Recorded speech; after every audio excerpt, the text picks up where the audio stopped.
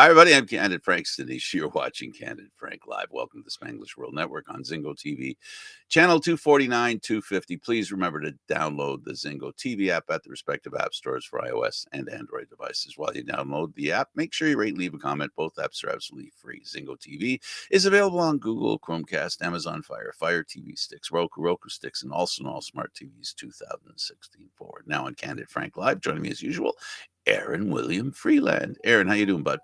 Doing all right, Frank. How are you? Oh, okay. Okay. I'm feeling a little chilled. I'm feeling a little bit of the winter blahs. I know that feeling. Now, Happening more frequently than I'd like it to, but that's a little too much indoors. I take the hat off, except now I know what's going to happen. I've had it on for a few minutes. I'm going to have a hair that goes everywhere. It's going to look like a forest. Okay. So let's talk about the Canadian Football League first, and I have to adjust my glasses because I can't believe what I'm looking at here. It says here, the Al sent Cody Fajardo to the Elks for McLeod Bethel Thompson. So they're trading backups? Oh, wait a second. that's certainly what it feels like at this point. I mean, with Edmonton having signed Trey Ford and Montreal with their pivot, it does look like they are basically trading the backups at this point. I mean, MBT and Cody both have Grey Cups in recent memory, specifically the 109th and 110th Grey Cups, where MBT led the Argos over the Bombers, while Fajardo took down the Bombers with the Alouettes. This is just interesting because MBT signed with the Elks in 2024, sharing starting duties with recently extended national pivot Trey Ford, which we covered on the show. And on the flip side of this, Fajardo appeared in 14 regular season games with the Owls in 2024. I mean, he was dealing with injuries throughout the course of the season, with the Owls turning to Davis Alexander. But it's one of those situations where I can't really see how this benefits them or their teams. I'm not sure if you've got a take on that. It benefits them. We just don't know whether that benefit will happen or not. And by that I mean, Arbuckle.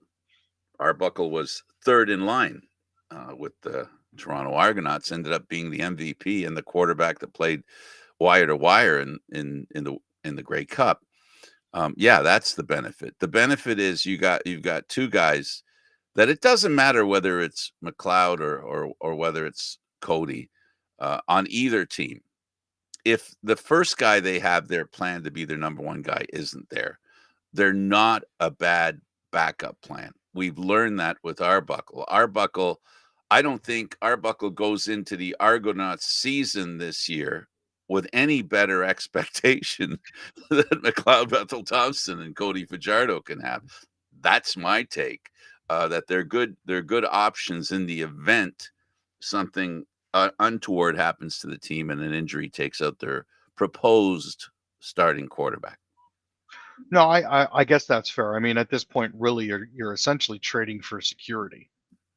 Yeah, and you're trading two guys that they one I don't think made the decision.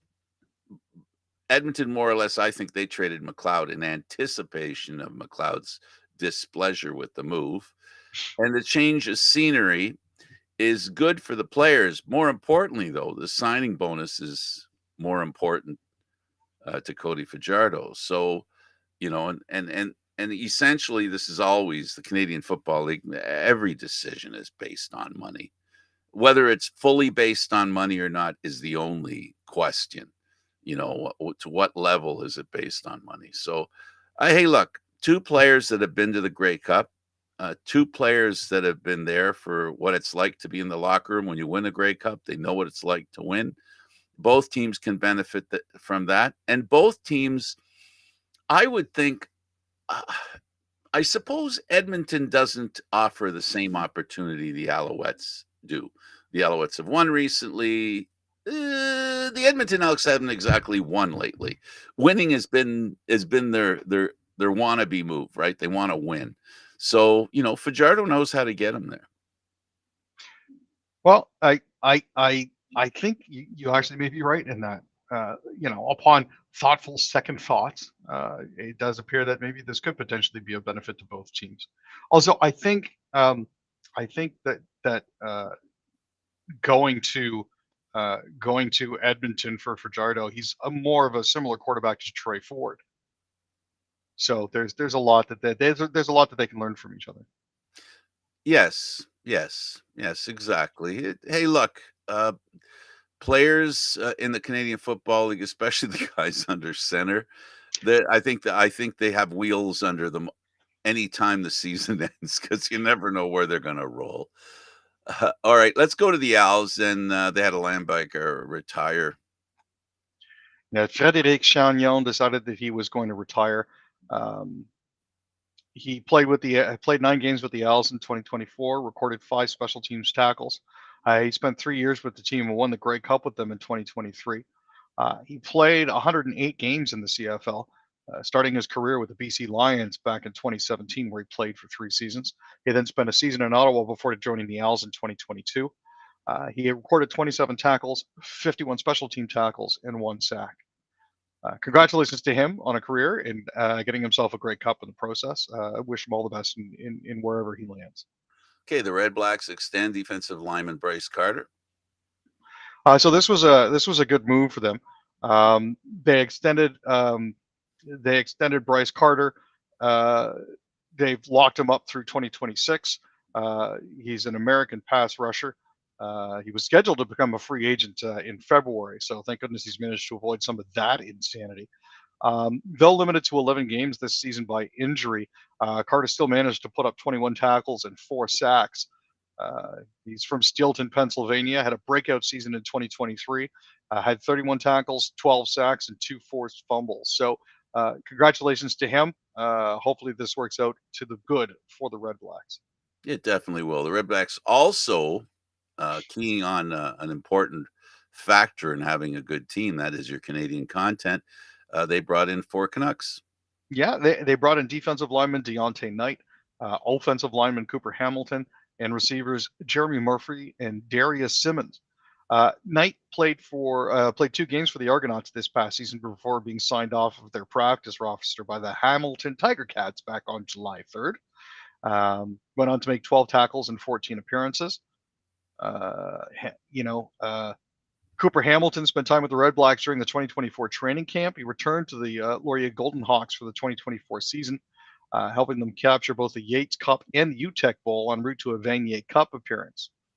Um, they're shoring themselves up with valuable Canadian players who have had success at the collegiate level. So that's a good thing. Let me inject a story here, still to do with the Ticats in Hamilton. The naming rights are open now. The 10-year agreement that Tim Hortons had with the Hamilton Tiger Cats, naming the stadium Tim Hortons Field. I saw a post somewhere asking what should you name the team, and I was thinking Stelco Stadium, and then I thought even better, what even sounds better. I like the way it sounds, Stelco Steel Stadium. That's actually not a bad idea. I'm just wondering how much Stelco would pay for that. Well, it would have to be the same amount that Tim Hortons paid, at least, whatever that was. Whatever that was. 10 years is a commitment. It probably approaches in the million. I don't know about millions. It's basically a great thing, the Tim Hortons Field thing. Everybody, you know, associates the Ticats with Tim Hortons. And it's not accidental either, because they basically started in Hamilton. And Tim Hortons is where they started. So Hamilton, Burlington, that area. Anyway, so let's talk about Brent Monson, defensive coordinator.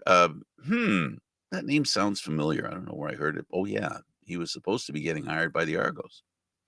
That was the rumor that was going around. Yes. Now he's joining the Ticats after spending the previous 15 years with the Calgary Stampeders, including the last 6 seasons as their defensive coordinator. They're calling him a young and innovative coach who has earned his way up through the coaching ranks and has had success at each step. They're proud to bring him on to Hamilton, and I'm confident that he'll get the most out of our players on defense. He began his professional coaching career as a video assistant with the Stamps in 2009 before earning a promotion to strength and conditioning coach as well as defensive quality control coach in 2010. While Monson was with the Stamps, he did manage to capture 2 Grey Cups in 2014 and 2018, while several Stampeders earned All-Star status under his direction. So he's bringing a wealth of knowledge and know-how to Hamilton, which can only serve them in good stead. He served from the ground up, so good for him. And too bad for the Argos, because they also lost one of their 2 defensive coordinators to the Ottawa Redblacks. So the Riders signed Nationals Noah Zaire, offensive lineman. Yep, he's returning to the Roughies following an incredible 2024 season. As a member of the offensive line, Zaire helped the Rough Riders generate 5,019 passing yards and 1,613 rushing yards. The O-line allowed just 35 sacks, which is 6 shy of the league's best total. He's originally from Langenburg, Saskatchewan. He was selected by the Lions in the second round of the 2022 CFL draft and appeared in 4 games during his rookie season. He spent 2023 with the Ticats, for whom he played 3 games, and then he signed with Saskatchewan in December 23 and made 11 appearances with his home province team during the 2024 season. And now with Edmonton, Javon Leake. And I didn't see a mention here, but go ahead. Tell us about Javon Leake. Well, from what I remember, he is one of the fastest dudes in the CFL. So that's a good thing. He signed a 2-year contract extension.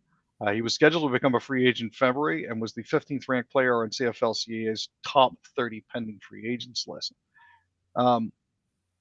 He was the 2023 CFL's most outstanding special teams player. He found himself in an expanded role in the Elks offense, setting career highs in carries with 102, rushing yards with 661, rushing touchdowns with 6, receptions with 34, receiving yards with 301, and receiving touchdowns with 1. He had a fantastic finish to the season with another great performance against the Argonauts. He recorded 128 yards rushing on 8 carries, including an 88-yard run, and also added 80 yards on 2 receptions with a 67-yard touchdown in there. As a member of the Argonauts in 2023, which is obviously why he's familiar, he recorded 2,009 return yards and ran 4 punts for touchdowns en route to being named the league's most outstanding special teams player. Absolutely. So that makes things very. And I saw an Argo sign with Edmonton. I thought, but until I actually see it, that might have been something somebody was hoping. But anyway, Elks signed Javon Leake, so another opportunity for him. And I guess, as far as Argo fans are concerned, they know how good he is, and obviously it's a great opportunity for him to continue his career. And I think a positive move on his part to be in Edmonton. I really think Edmonton is a team that can advance. All they got to hope for, really, is that their number 1 quarterback does what he's capable of doing. We know what he's capable of doing. We just haven't seen him do it yet, but we'll see. I like their chances, and that trade rings in my ears a little bit. It's a very interesting trade.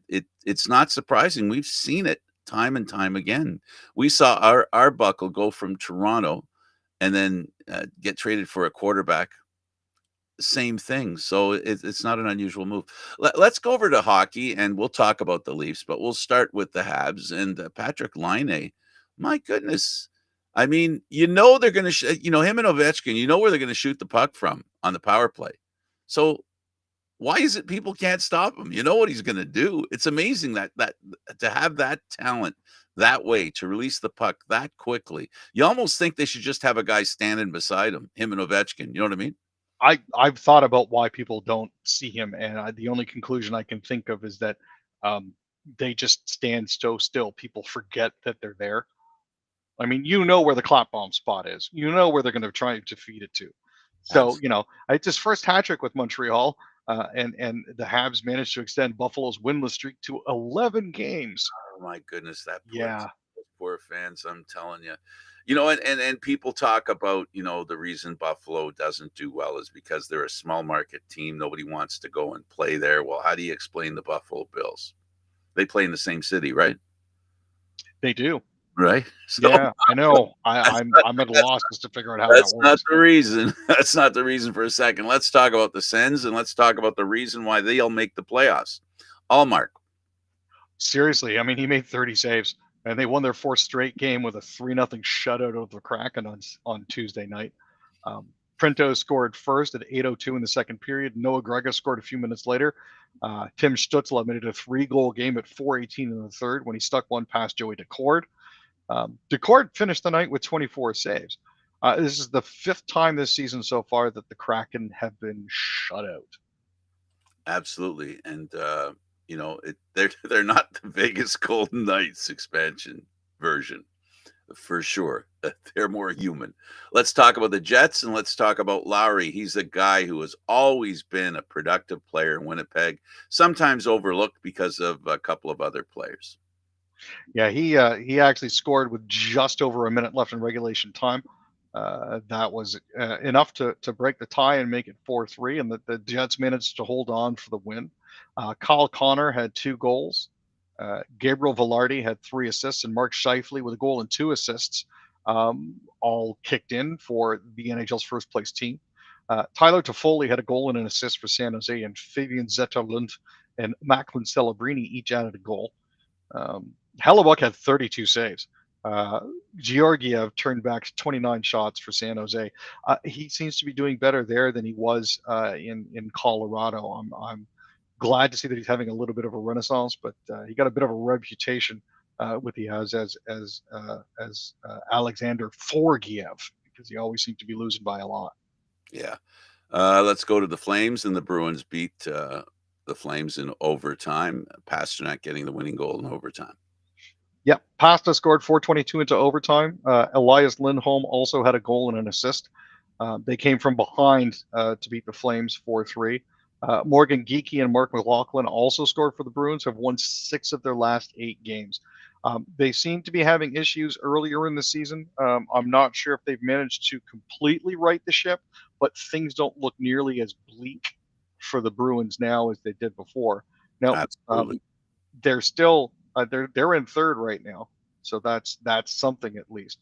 Yeah, well, they're 3 of 5 teams that are pretty tough in that Atlantic division.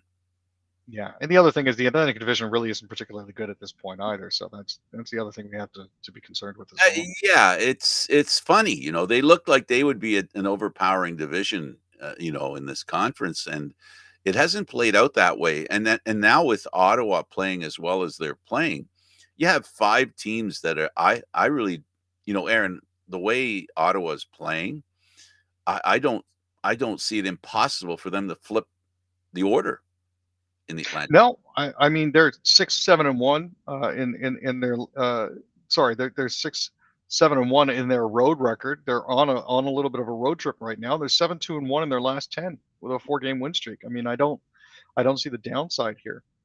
They are certainly going to be have their work cut out for them catching the Lightning and catching the Bruins, but they're certainly not in a bad spot. No, not at all. I really think with that kind of goaltending, which is basically what the Leafs have lived on as well. But before we get to the Leafs, let's go through the Oilers and talk about their loss to the Panthers, one of those teams in the Atlantic Division. Yeah, the Panthers had only had 1 goal in their previous 211 minutes worth of hockey. That's 3.5 games. So the fact that they exploded for 6 against the Oilers, I think, is sort of an indication that they're still aiming to give their best when they play the team that they played in the finals. Absolutely. Let's talk now about excuse me. I just lost my screen. Oh my goodness. Yep, I did too. I lost it. Good. We'll talk now about the Canucks. Sherwood nets a hat trick. Canucks roll past the Avalanche 3-1. Yeah, Kiefer scored his first NHL hat trick. He now has a career high 11 goals on the season, surpassing the 10 that he amassed while playing for the Nashville Predators last year. Valery Nichushkin replied for the Avs with 46 seconds left in the game.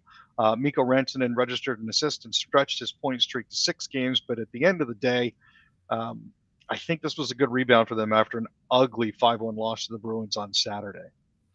And let's talk about the Leafs, and we'll talk about Robertson being sent. No, wait, hang on a second. Not Robertson, Fraser Minton. Just kidding, because he's playing the Robertson role now.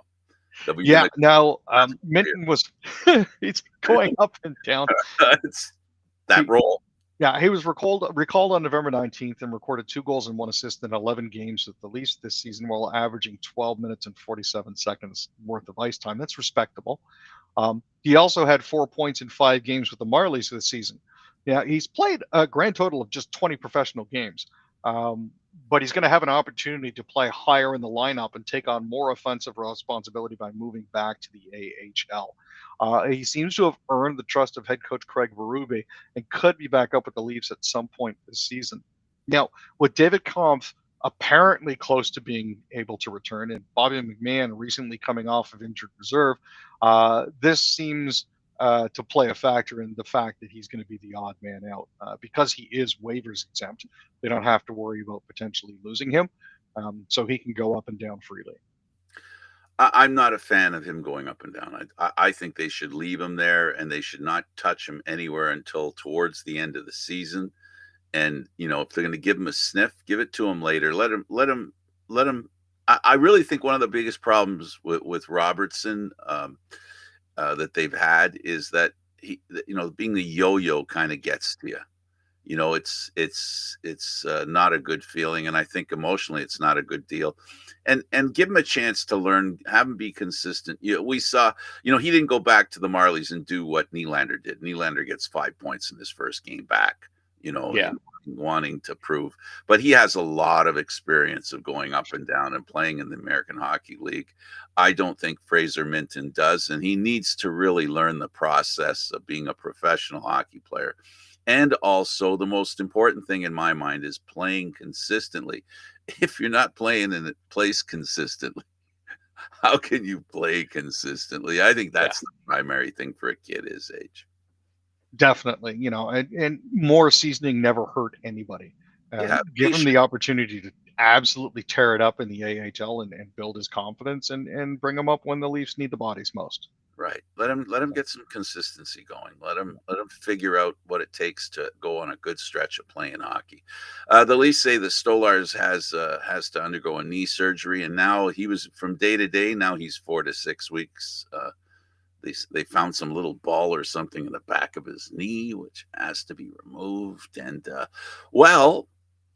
his replacement Hiddleby, all he needs to be is consistent. That's all. Because this Leaf team has proven that with consistent goaltending, they can be effective. And that's what he needs to be. And Stolarz has to get healthy. This is a bad break for him because he was on his way to really having an effective season. Now he's going to end up not playing as many games as maybe he probably had hoped. But that's not the end of the world. He can come back 4 to 6 weeks. That puts us, we're in the middle of December. End of January. So he's back in February. That's not a bad amount of time to get ready for the playoffs because full well he's going to play a game or two in the playoffs if and when he gets healthy and is back with the Leafs. Yeah, it's looking to be 16 to 18 games. And again, just to repeat, Trill Living said an MRI found no structural damage, but there was a loose body, a small piece of broken off bone or cartilage that was floating around that needs to be cleared out. So, at this point here, we are one Woll injury away from looking at a Hildeby and Matt Murray tandem. Matt is finally back. He originally went down in a Marlies game on December 4th, came in a replacement role on the 15th for Arturs Akhtimov, who got shelled for 5 goals on 15 shots. But the good news is he'll actually be starting tonight's Marlies game. So that will be interesting to keep track of and, see if he can remain healthy because we do need other viable options. I mean, Akhtimov doing great in the AHL, but not quite ready to come up yet. Up until Hiddleby came up. Yep. He was fine. It's almost as though he felt more pressure because now he's alone. Well, not counting Murray because Murray's not he's working his way back. We're not Yeah. sure. I mean, Murray's the goaltender of maybe. Yeah, he definitely is. It's one of those things where you're never 100% sure exactly what's going to happen with him. So Well, we'd like to think as people who are judging our athletes that we see all the time to judge them on their ability to play. He hasn't played, so he can't even get past that. He's got to get that past that hurdle first. The hurdle of he can play back-to-back games, play for a while, and then people can judge him for how good a goaltender he is. Leaf fans can't do that because they're not even sure that he actually can play. So that's an extra layer of questions that need to be answered. oh, for sure. But as it currently stands, Wall and Hildeby, we look to be sitting okay. We'll have to see how Wool does tonight. They are going to be playing at 7:30 puck drop, so we'll be keeping a Who close eye who on. who will they be playing? I honestly, off the top of my head, don't Dallas remember, Stars. Frank. Dallas Stars. Perfect. Oh, they're in Dallas, right? So, They're here. They'll oh, are they here? I yeah, thought they were in Dallas. I think it's in Toronto, but you know what? I could be wrong. I thought I saw the Leaf Toronto on the bottom and Dallas on the top, which usually indicates the visiting team is the one on top, the home team is the one on the bottom. But I could be wrong. It doesn't matter anyway. It does matter, but it doesn't matter for the purposes of mentioning who Toronto's playing tonight, and that is the Dallas Stars. They're a pretty tough team. They play tough against Toronto. They're a pretty tough team. This is the kind of team that Trey Living built to beat. So it's a good test. That's true, and we may actually be lucky enough to see brother versus brother. Again. Yeah. So Yeah, Robertson is going to be starting third line right wing. Hopefully, we'll be able to see him play his there you go. brother for a little bit. All right, he's Aaron William Freeland. I'm Candid Frank Stanisci. Thank you for watching Candid Frank Live. Aaron, Mondays, Wednesdays, and Fridays. This show can also be heard on the Spanglish World Radio Network. For Candid Frank Live, you can watch this every week. And of course, for shows like this, news, entertainment, and other sports programming we offer, please check out SpanglishWorld.ca. Spanglish World. Watch it, hear it, read it, download it, and live it. Thanks for watching, everybody. Until next time.